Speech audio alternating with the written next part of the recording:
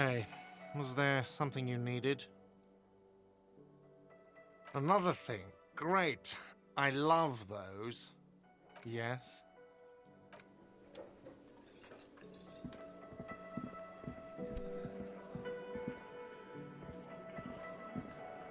The Copper-nado is back.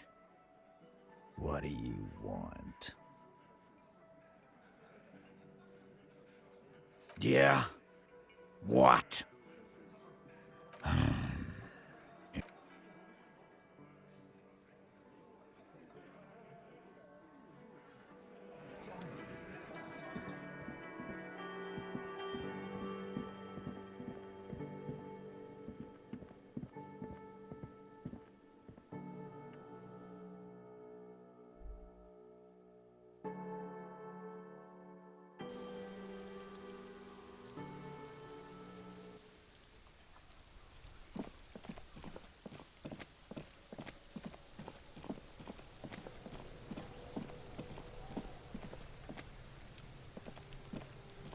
Fuck does Kuno care? Kuno doesn't.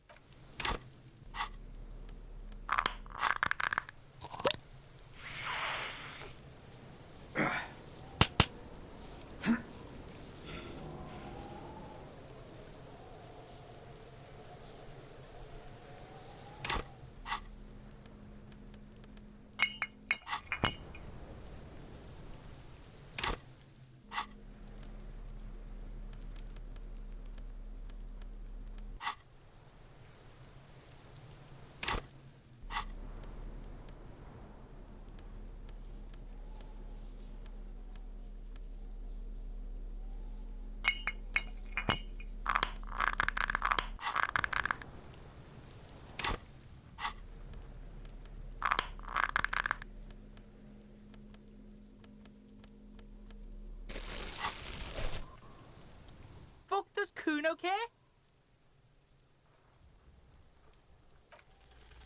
What's going on?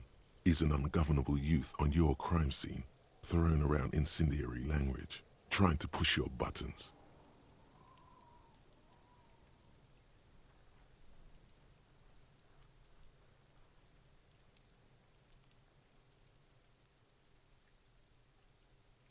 No! You told him about it and now he knows your name! The prospect of Kuno turning lame is physically painful for her. This city is not fucking lame. You are lame. Kuno's tired of defending Rage City from... Just fuck off, alright?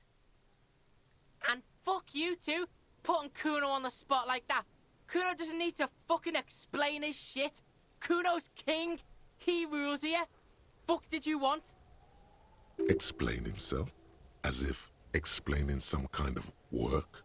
Some kind of avant-garde work way ahead of its time? You must get to the bottom of this one of these days. Sadly, it's unlikely to happen today. Kuno doesn't fucking care.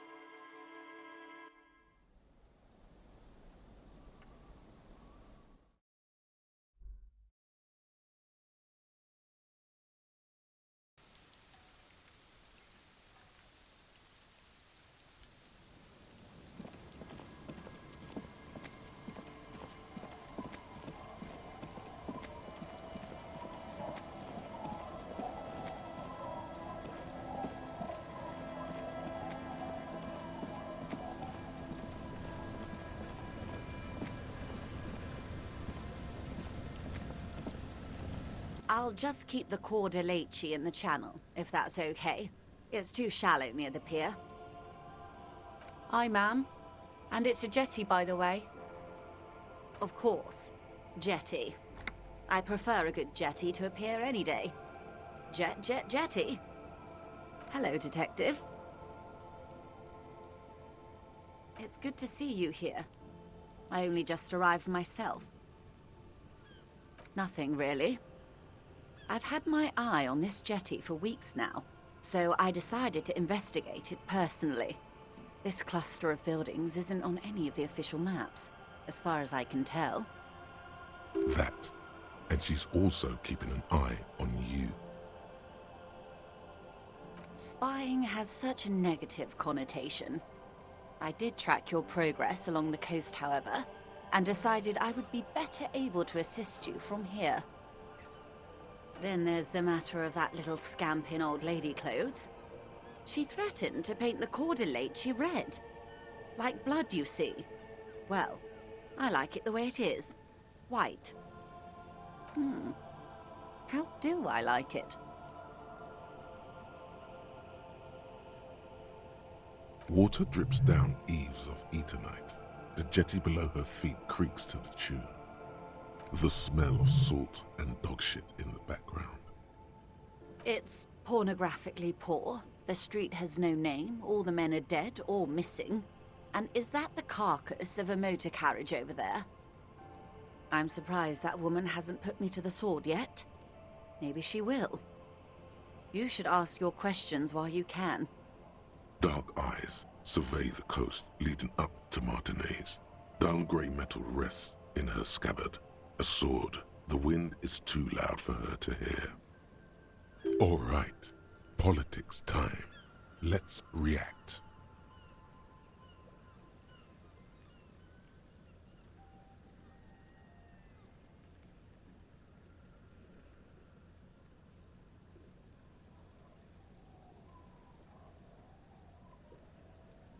That they don't.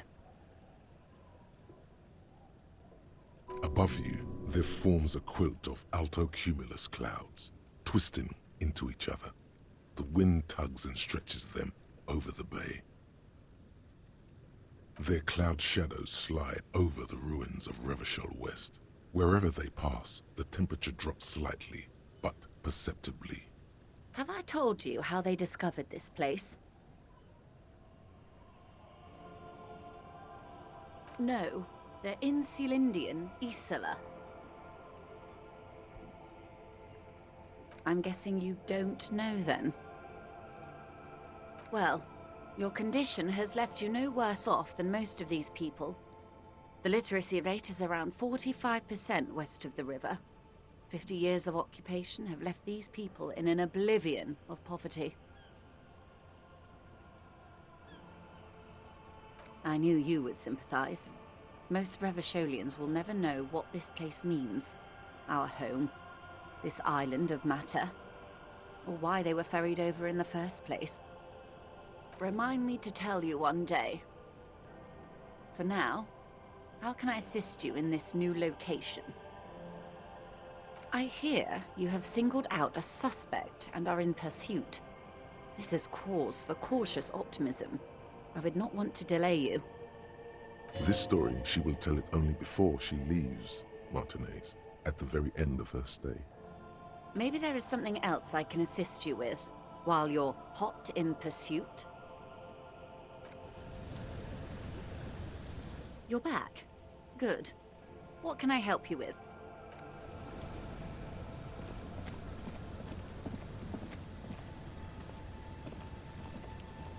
Aye, the sea's gonna calm down soon, I can feel it.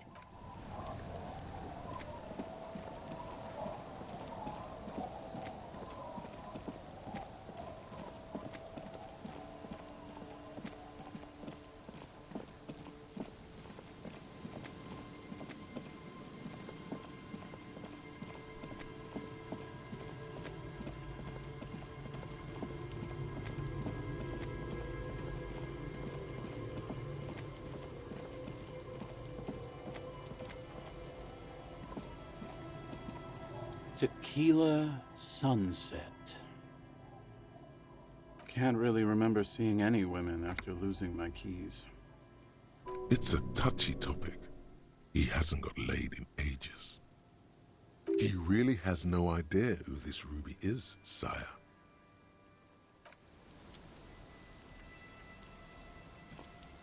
The legend returns. You know the deal, legend man. Smokes a smoky, pilsner, gets you drunk. You've already cleaned me out of spirits. And speed.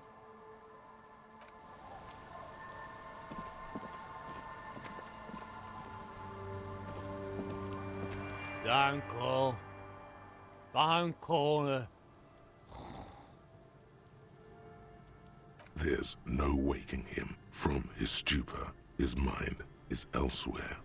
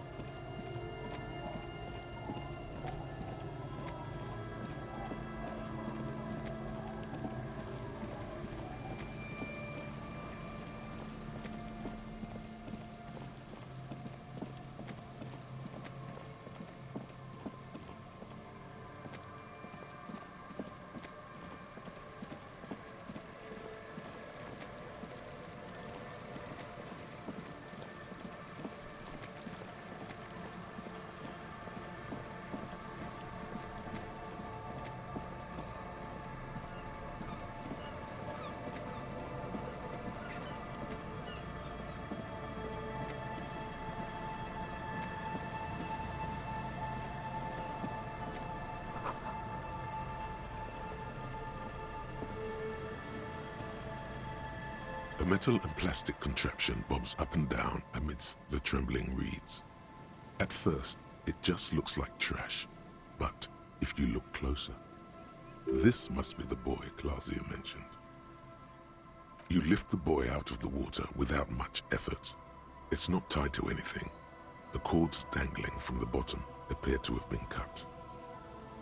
The number 11 has been written on the yellow plastic. It hasn't been in the water for very long, but it's already discolored and slimy with silt. A latch holds it close, but only just barely. The brittle metal of the latch has cracked. Primitive construction, but it does the job. It smells like you would expect it to smell. A concentrated version of the coast. Salt, industrial slop and decay. And just a dash of hard liquor. Yum. The water this side of the peninsula is cleaner. Actually, smells a little salty. There's something in there, splashing around. A shot glass's worth of seawater pours out, some algae, and nothing else. Another identity misplaced. There must be some cosmic conspiracy afoot. The boy continues to be mostly empty.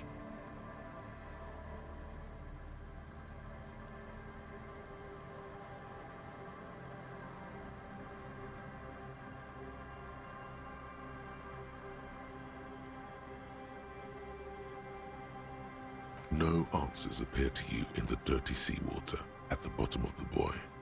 Just the heavy smell of brine and silt and disappearance. You could ask the miss what she thinks later if you have the time, though you doubt she'll tell you much at this point.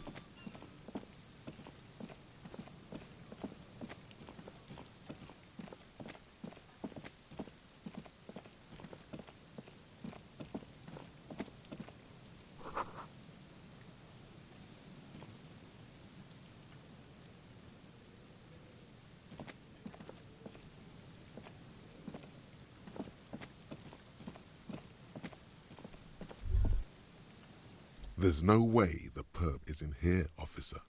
Look how scarred the boards are. All attempts to pry them off have failed. Not this time.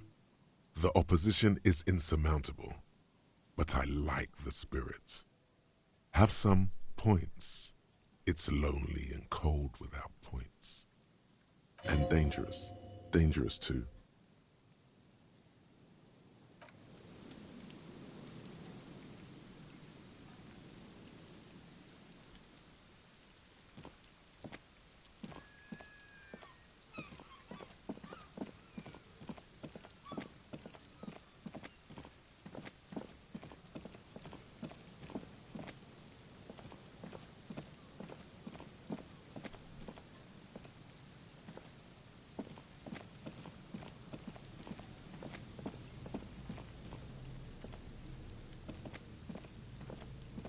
The trap is filled with dead and dying locusts. Most of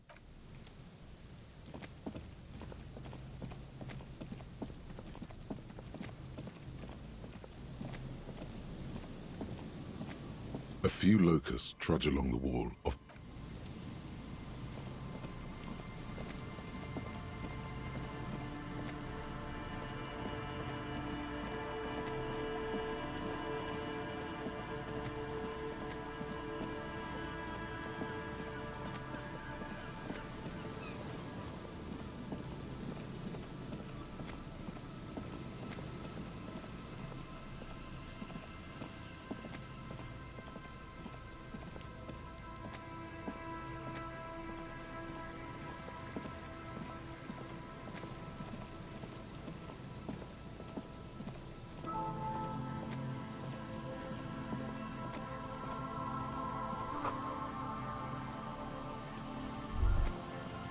winter, slow to let go of Revachol.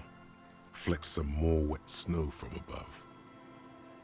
The snow falls lazily, making the beach sand paler still, mixing with the rust-colored sewage runoff.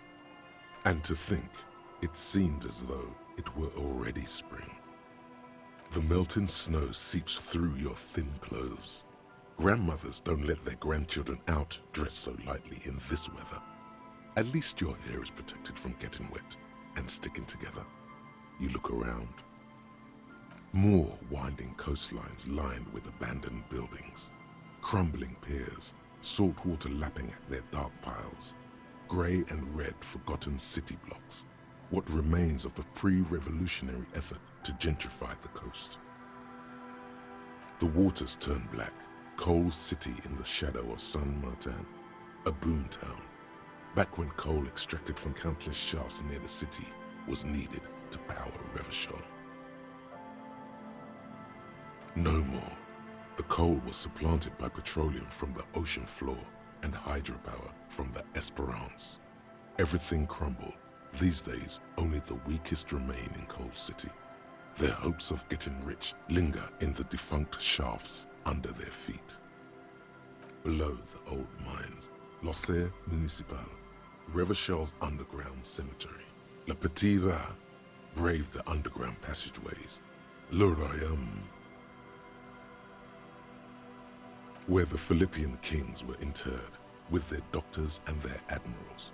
Mausoleums, burial chambers, leaf gold still remains on the double door of the morning. Children under 14, they go underground looking for artifacts to sell to foreign museums, and for fabled relics. Their parents let them. They go deeper. After rubies, melchiorite, lapis lazuli, plundered from Safle and Seol during the time of the suzerain. In the burial chambers of the kings, Grand Old Philip, Guillaume II, and even in the mausoleum of Philip the Opulent. 2 kilometers underground, in a winding shaft along whose walls mirrors have been placed, so that daylight may eternally fall upon the richest of all the kings.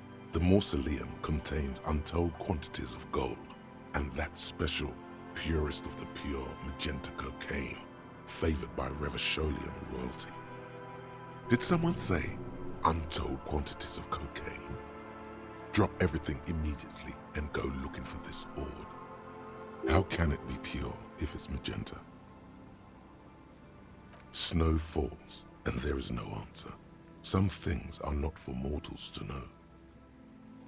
Few patira return from the shafts. Even fewer find what they're looking for. A small child steps out of the black tunnel with silver trinkets in her pockets. All around her, white snow on the extinguished coke furnaces and on the weather-worn shacks where fathers beat their sons after drinking. The snow melts on your fingers, turning to water. The canal you crossed to get here and beyond it. Martinez proper, the district the police forgot to police. There is laughter, lights, attempts at entrepreneurial activity, cynicism. Someone is scraping snow off their windshield at the roundabout, in the midst of which a statue of Philip III serves as a destination for grade school field trips and a fine perch for winter birds. Like all monuments, it's also a warning. 6-story ruins on the south side of the roundabout cast a long shadow over the profligate king. A fenced-off yard. There's a truck belonging to a logistics company parked next to the gate. You've heard about it. Bright light from a building behind the fence reflects off its hood. Clean white light coming from the windows of a clean cube-shaped office building hidden amidst ruins. A secret. An abandoned church that's being turned into a dance club.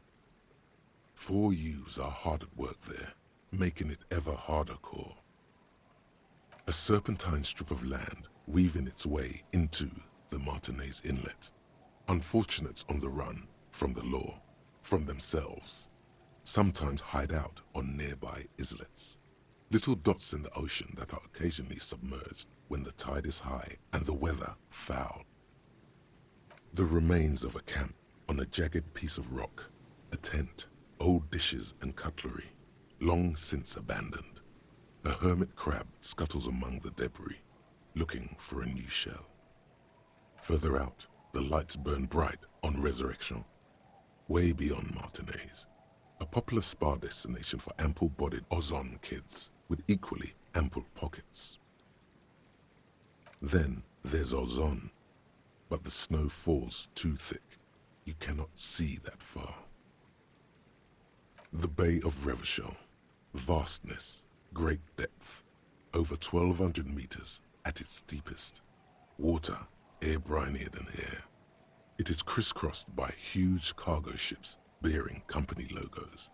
Wild pines, Zam, Mauryan, and at the farthest reaches of the Bay of Revachol, the shadow of the coalition warship Archer, on perpetual patrol duty, ready to unleash artillery fire if you were to rise up against the market. You shudder. The raised motorway, 881, separating Martinez from Jamrock. Vehicles whoosh past one another day and night, while those who reside in the labyrinthine alleyways beneath the motorway attempt to carry on with their lives in the snow and the slush. And south of the 881 is the Pox.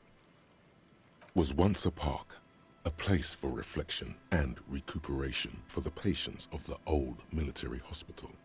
In the 20s, it was used as a quarantine center during a measles outbreak that killed many children. Most everyone has avoided the hospital and surrounding park ever since. The Pox is completely wild now. Evergreen thickets covered in snow and industrial dust. Feral dogs and even wolves roaming in packs. The police try to keep the deepest corners cordoned off. Heavy drug users do slip through and hole up in the old military hospital, hoping to find something to get high on among the hastily abandoned supplies, or just to overdose in peace. A line of motor garages with armored carapaces hunched in the cold. A mechanic is hard at work, patching up bullet holes in the side of a Capri 40. These are the garages of Precinct 41. Snow settles on the roof of the repurposed silk mill. It serves as your station. Shivering RCM personnel hurry in and out of the main entrance. Around you, the snow continues to fall. To the west, the ocean swells. The stairs descend to central Jamrock. A man named Cooklove has a snow-covered stall there, in the market across the bridge. He sells kebab infested with fly larvae to your colleagues who believe eating it will make them immune to food poisoning. Snow falls on the utility district, the library, the florist, the Sarah Mauritian restaurant that offers homemade wine, and also on the brothels and drug dens, and the chop shops of the Zemlyaki. All of this built around a lake that formed in a meteorite strike. At the center of this lake, there is a little ship. There are lights at the bottom of its hull. They are lights directed toward the seafloor, looking for something, like whiskers. A chill comes over you, crawling down your back. The sand under your feet is wet. Somewhere in the south, tarpaulin flap in the wind. Near, snow falls into dark water. She prays, though she doesn't believe. There is a hum in the air. That's all. Layer upon layer of sand, poisoned with industrial runoff, the storm drainage, hidden bunkers. Rats scuttle. Someone stuffed a big old polar anorak into a concrete pipe under the boardwalk. It would keep you warm. You would probably never happen across it, but who knows? The spring thaw will come in earnest, just not yet.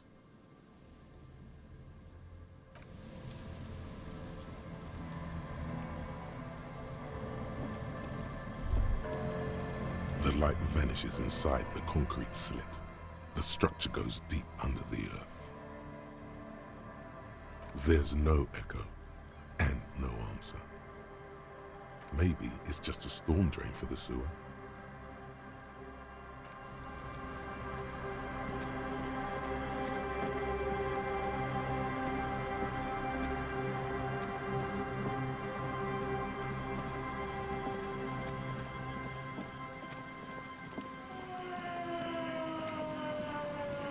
Put your hands where I can see them.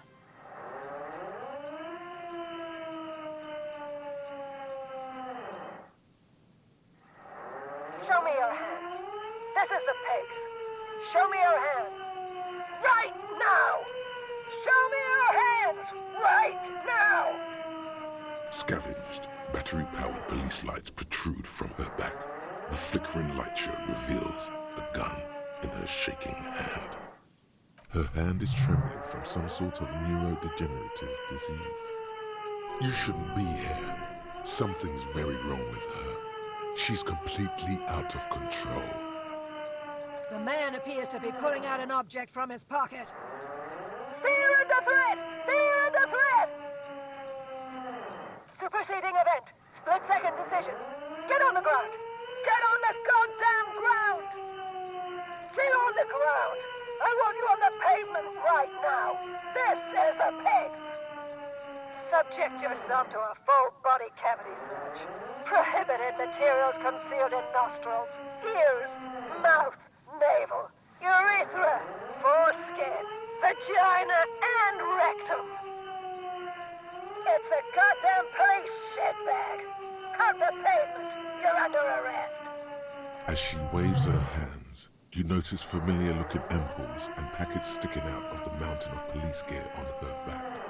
Medicine or drugs? Magnesium, Dramamine, maybe even speed. My God, she has speed on her. What else? Back up! Back up! Back up! Status unconfirmed! Yeah, back her up. Right up against those boxes and do some sex healing. Don't listen to your glands right now. Listen to me. The lady asked if you're the backup.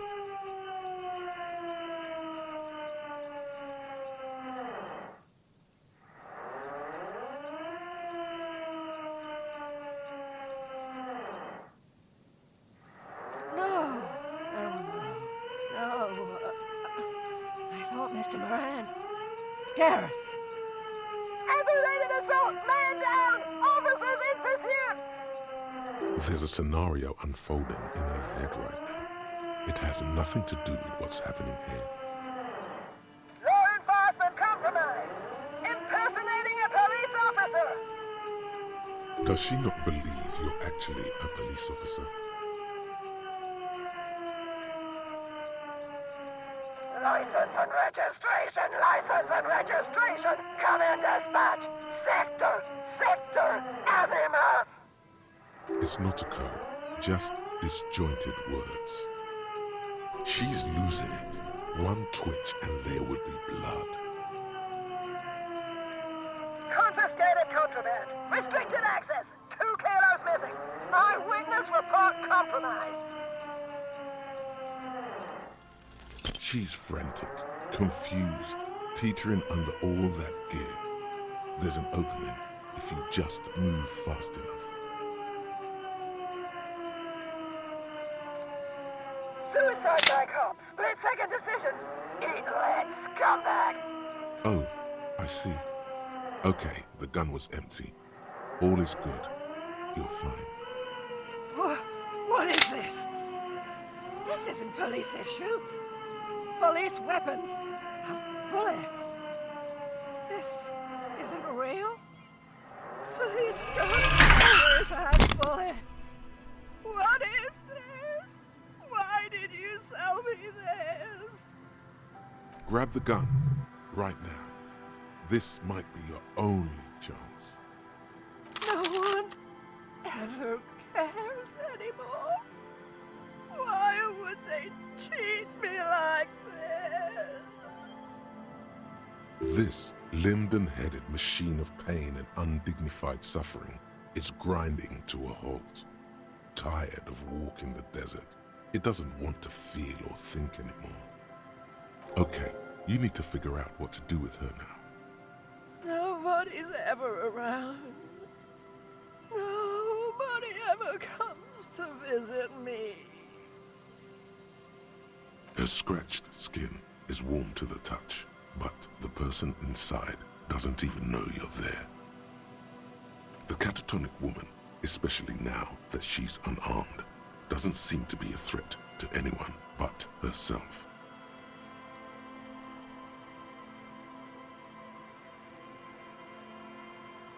Please leave the radio on. Mr. Moran is on Channel 8. Reflex to what? Being left alone? She stands motionless, just a heap of clothes and flashes now. Maybe if you search her once more.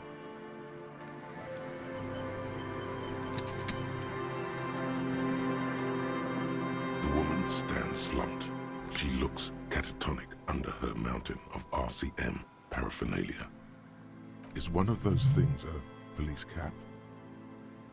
There were narcotics in there too. You're thinking of taking them? Do. You take the vial of Pyrrolidon and the bottle of speed as evidence, obviously. She didn't consume them. She didn't look high. She confiscated them, a little like you are doing now. She doesn't even flinch as you reach out and disentangle the familiar-looking lieutenant's cap from her mountain of RCM paraphernalia. The old woman doesn't react to your touch.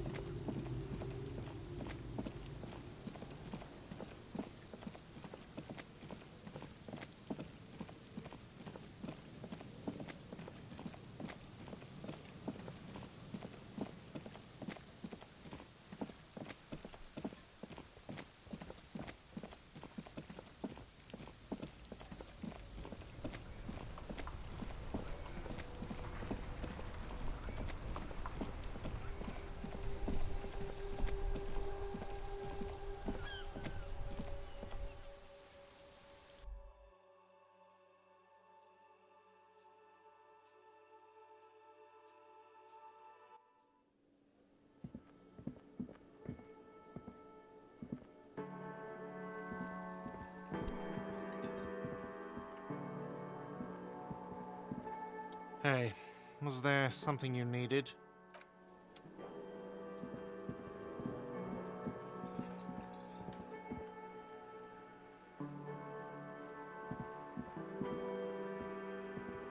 Hi again, Gendarme. Bye-bye, Gendarme.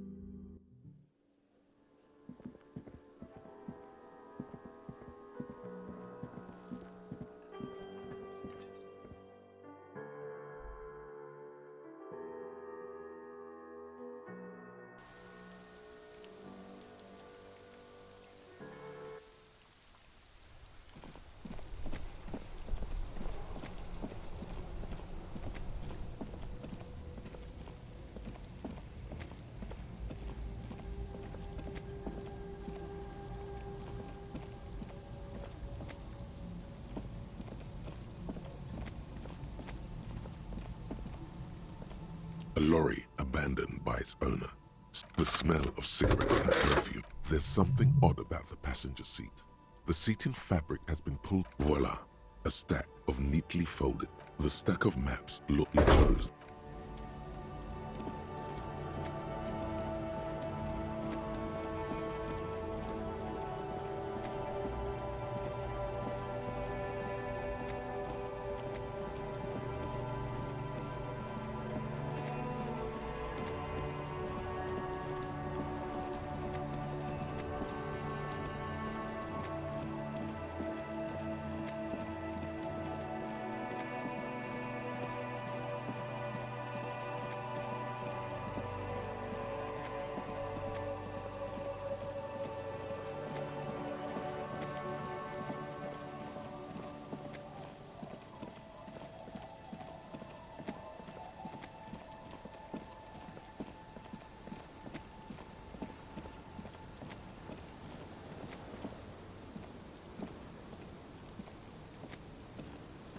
It's getting late, and it's snowing.